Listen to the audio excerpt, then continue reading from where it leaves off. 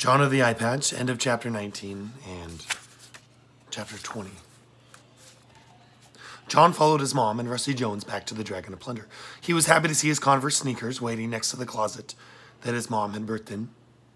He grabbed his sneakers and he followed his mom and Rusty into the captain's quarters, where Blackbird paced anxiously. Our friend Rusty here has agreed to help us find the island we're looking for, John's mom said. That's great news. Blackbeard clicked his boot heels together. Great news? John's mom pulled the charts from the wall box and unrolled them on the central table. Now, Rusty, where is the island? Tell us, where is the island of treasure? What are those? Rusty asked in his booming voice. They're charts of the Caribbean, John's mom said. What's a chart? Asked Rusty. John looked curiously at Rusty. I thought you were a legendary navigator. I am, Rusty said. But you don't know what a nautical chart is?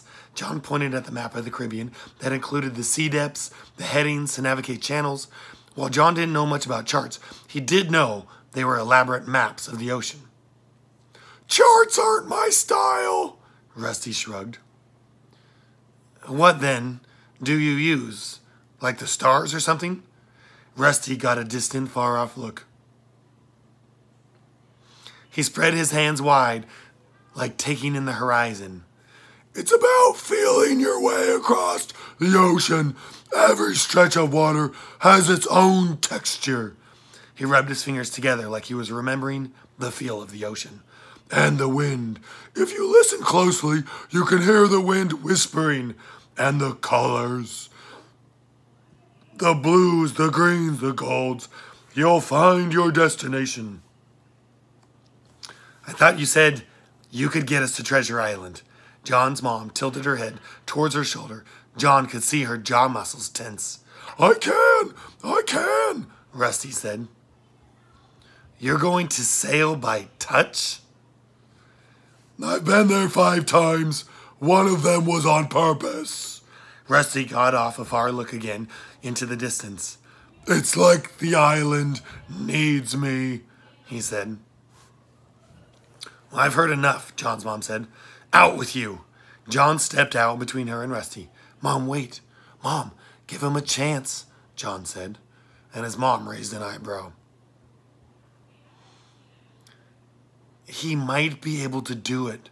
Besides, how many other leads do we have? Fine, his mom said, but I'm keeping log of our course so we don't get lost.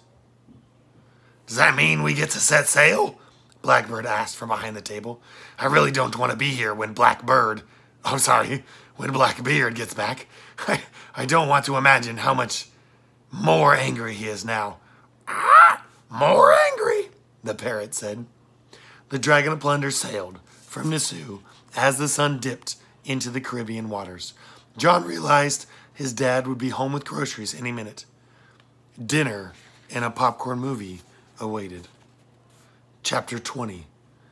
Led by an Imbecile. John slid off the eye patch and teleported back home to the kitchen just as his dad closed the refrigerator door. His dad jumped back, spooked, and said, Oh, hey there, John. I didn't hear you come in. Sorry, I didn't mean to startle you, John said. Well, looks like we got more milk just in time. His dad shook the empty gallon John had left on the counter. But what did I tell you about empty jugs, John? John wordlessly took the plastic jug from his dad and he rinsed it in the sink before putting it in the recycling bin. Thank you, John. You're welcome. His dad held up a movie. The new, astounding.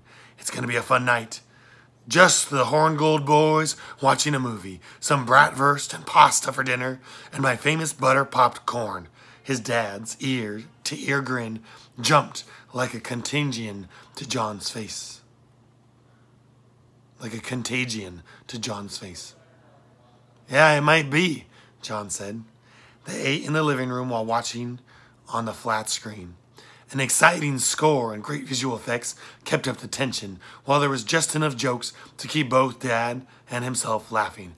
3 bowls of popcorn later, the movie ended, and John and his dad competed in Battleship. John clustered his feet in the southeastern corner.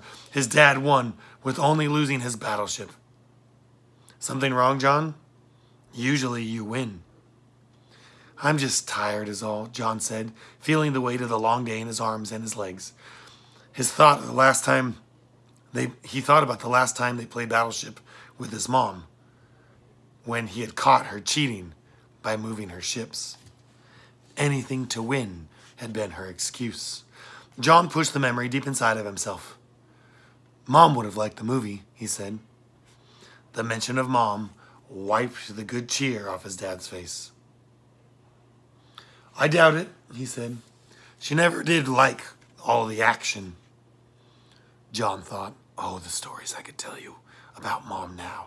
The shark, the jaguar, the baboons. And then he thought, what if she comes back and she can't readapt to life here?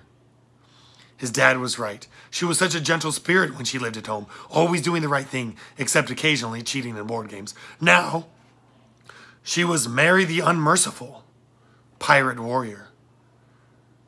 Would it be like those stories John heard about soldiers coming home with PTSD, post-traumatic stress disorder? Would she go crazy? Would she be scared in the middle of the night? John slunked to the stairs. John, he looked up. That was a good night. I needed it. Thank you, his dad said. Yeah, let's do it again sometime, John said. John slept soundly and woke up at dawn. He dressed for the day and he spent the morning looking on the internet for references to Treasure Island. Other than the famous novel by Robert Louis Stevenson, John couldn't find anything connected to actual real pirate stories. After breakfast, John returned upstairs. His pirate costume was clean, and he put it on in his Converse sneakers, and he slipped on the eye patch. The ground rolled under John. Not the ground. The deck, that is. The Dragon of Plunder was still underway. He listened to the creak of the ship timbers grinding against each other. "Ah-de-lee-dee-ah-de-lo." The deep, resonant voice was unmistakable. It was Rusty Jones singing. John opened the door to the tiny berth, and he stepped out onto the main deck. He took a deep breath of salty sea air, and he looked around. Rusty Jones was atop of the crow's nest. "Ah-de-lee-dee-ah-de-lee-oh," he sang again. John ran to his mom. "What's going on?" "He's yodeling, John. Yodeling to the sea." "Why?" "He claims it helps him hear the destination calling him in." John looked around. There was nothing but water in every direction. "How could that even work?" John asked. "What would it echo off of? There's nothing but water." His mom tilted her head towards her shoulder again. "He was your idea. You tell me, John." John felt a burst of nervous energy, and he started bouncing from foot to foot. How could a yodel work on the sea? Would it reflect differently off deeper or shallow water? John would have to ask his neighbor Alyssa for some help on that one. John didn't think he could clear up this yodeling issue for his mom, so instead he said, "You're charting the path, right?" She shrugged. "Take a look." John followed her to the captain's quarters. The charts were already out on the table, pinned down at four corners by ingots of iron. "We've been sailing all night and all through the morning." She laid a sheet of parchment over the chart, and it showed a series of charcoal drawing rings, almost like a coiled spring. At first, he looked at the scribble to John, and then he realized. At first, it looked like scribbling to John, and then he realized, Mom, he's sailing us in circles. As far as I can tell, we're just following the current. Well, at least that's something, right? John looked at the spiraling rings. They did appear to be heading vaguely north by northwest. His mom slammed her fist into the table with a resounding thud. She shook her head side to side, her dark hair flailing around her face. "What's wrong, Mom?" John asked. "We should have fought Blackbeard, captured his men. We should have taken his ship." She picked up one of the metal ingots that was holding the map down, and she threw it against the cabin wall. "They know where the island is. Instead, we get ourselves tricked into this, led by some circle-sailing milk drinker." She threw a second metal ingot at the wall. John scampered over and grabbed the last two before she could throw those. Mom, you need to calm down, he said. He settled the Ignatz onto the floor behind the desk. I'm sick and tired of living in the Caribbean, she kicked the cabin wall. Nothing to eat but this hard bread, an occasional turtle if we're lucky, watered down grog, and a rotten citrus. She pulled at her yellow-stained blouse. Wearing the same clothes every day? Do you know how much this shirt itches? Mom, maybe I could take it home. I could wash it for you. She shrugged, John suggested. But his mom paid no attention, continuing her tirade. Don't even get me started on these boots. She wagged a finger in front of John's face. It's enough to make me want to wrestle another shark. Mom, calm down. Let me help. Don't tell me to calm down, mister, she said. I think you're overstressed and tired. Maybe you should take a nap. Do not tell me, your mother, to take a nap. I'm not some 90-year-old who needs reminding of my medicine. She slapped the surface of the desk again, causing the charts to curl around her hand. No, you're not, John said meekly. I am Mary the Unmerciful, the most dangerous woman in this side of the Atlantic, and the only pirate I can convince to take me to sea is a coward. Now we're sailing in circles, led by an imbecile, an idiot. How could she possibly come back home and fit in, John thought. He wondered this, walking, talking, back and forth. He walked to the cabin door. I'm going to let you calm down a little, okay? I'll be on the deck if you need me. He slipped out the door and latched it behind himself. The sound of Rusty Jones yodeling was a relief after his mom's yelling tantrum. John climbed the ladder to the quarterdeck where Mr. Owens and Blackbird stood, looking every direction except at John. Hey, John said. Blackbird looked at him first. He opened his mouth to laugh soundlessly, stomped his toad rapidly in delight, and said, Lad, we could hear her out here. She really gave it to you, didn't she? Blackbird. Quiet. Oh, sorry. Quiet? The squall in that one? Mr. Owens added. Quite the squall. I mean, stroking his silvery beard. You guys heard everything? John asked. Yeah, Blackbird said. He pointed to the aft of the ship. There are windows right back there. It's basically like you were standing next to us. But you did good, lad, Mr. Owens said. Try not to quell the storm, just avoid it. And look, Blackbeard pointed at John. Just what I said before. Pretty good job, buddy. You didn't get stabbed. John sighed with a mix of embarrassment and annoyance from being eavesdropped on. Has he ever really stabbed anyone in an argument? Both the pirates shrugged their shoulders.